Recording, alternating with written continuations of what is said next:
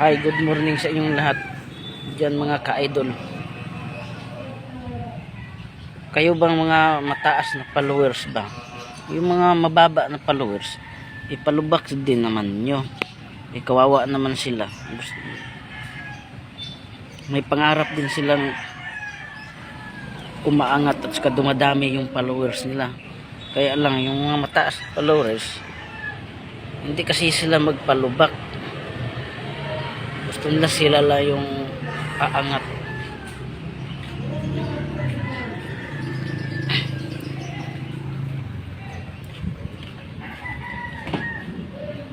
Paano naman yung mga mababa na followers?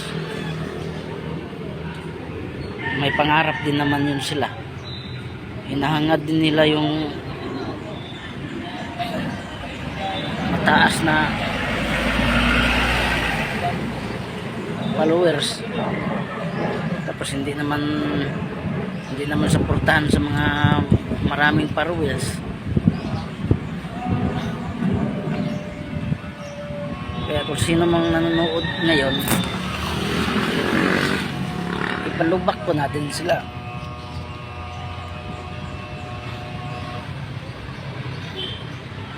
So, sino bang nagsabi na hindi pwedeng palo to palo?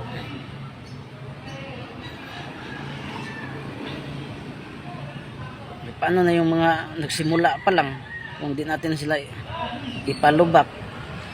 Kawawa yun sila.